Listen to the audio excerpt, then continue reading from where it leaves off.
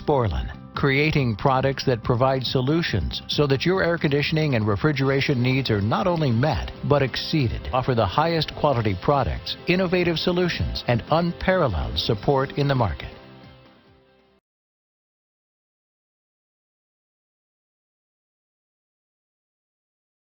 Good morning, my tiny chicken friends. Chickens all chickened up here, practicing their pooping like they are professionals at. They have the Town & Country minivan, the actual car. Oh, he's complaining again. There's our coil.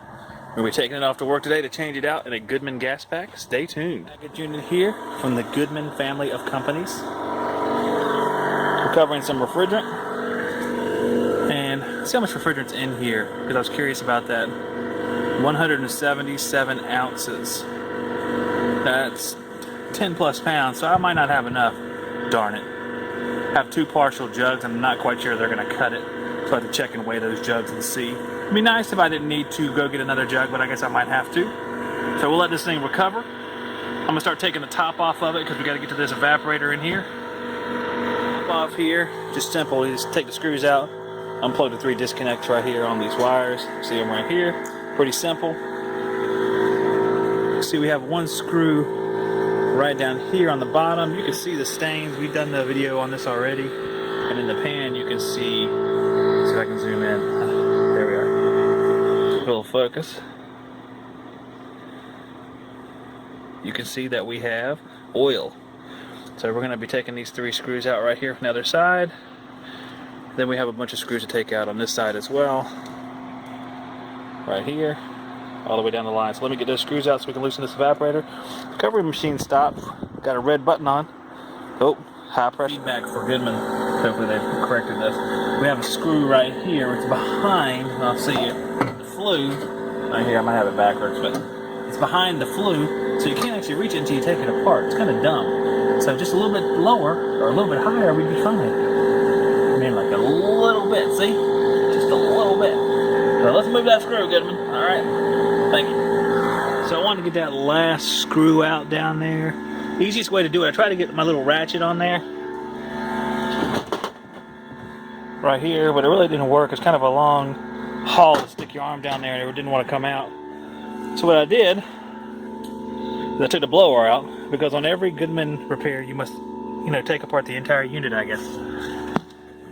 And it's right there. So you can see the hole. I took it out here with my rigid and extended chuck. Get a good view of the heat exchanger. Hey, look, no cracks. Way to go, pal.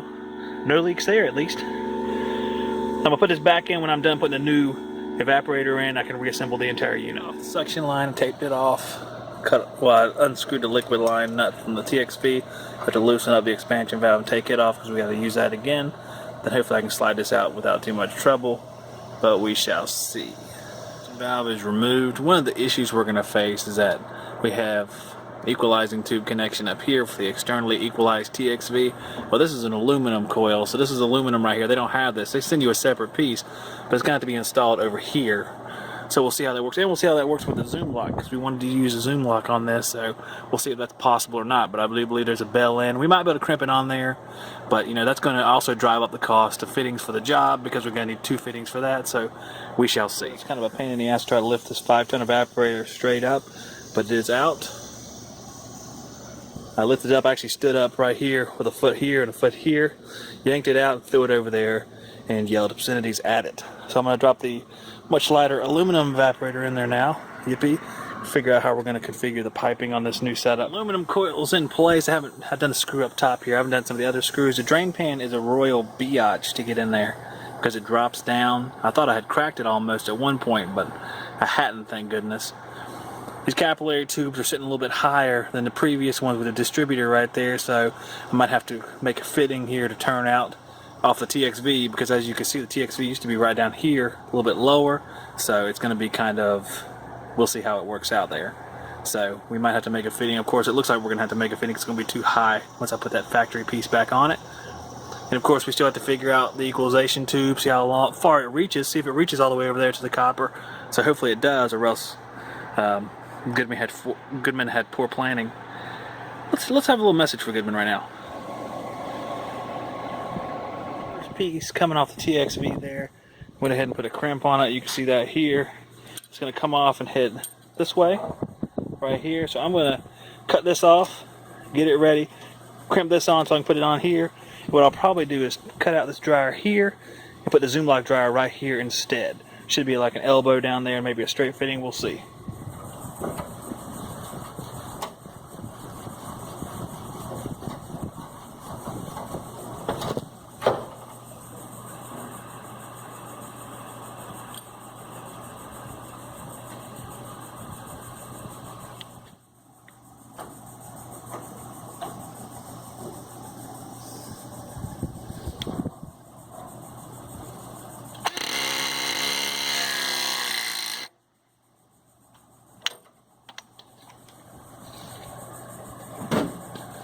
Zoomlock dryer, you see it has stubs on the end of it. Sorry for the wind noise.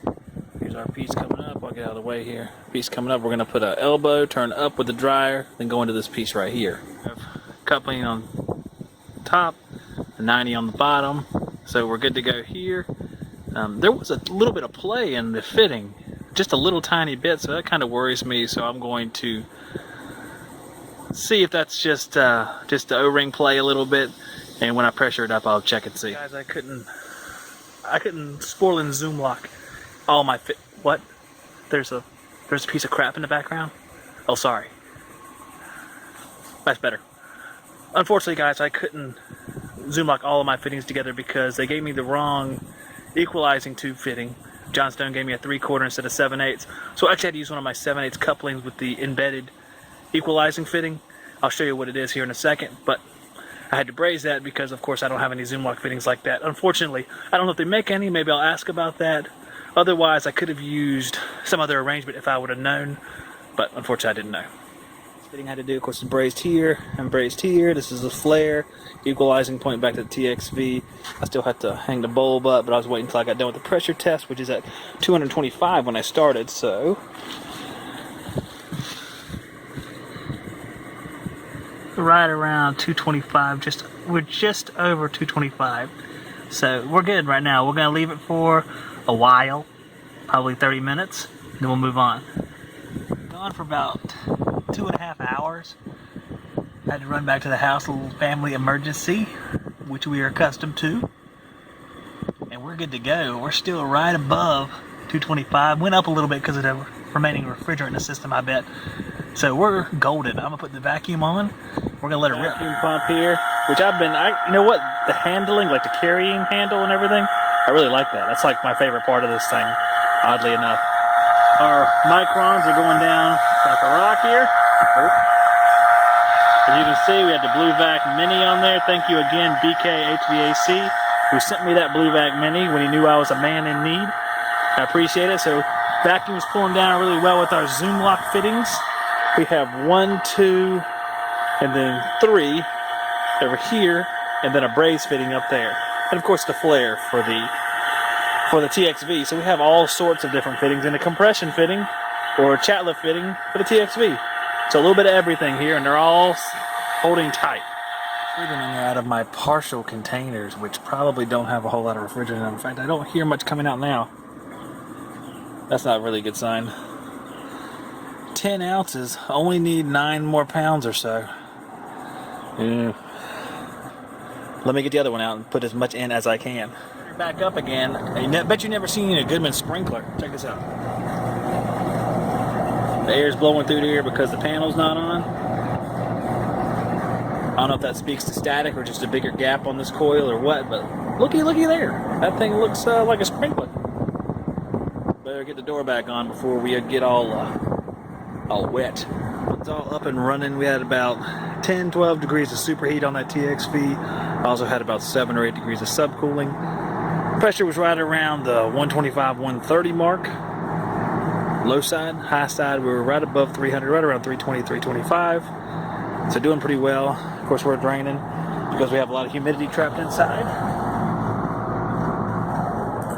That's all for me today. So this one's squared away, new aluminum evaporator. Hopefully it won't leak anywhere else anytime soon. I'll see you guys on the next one.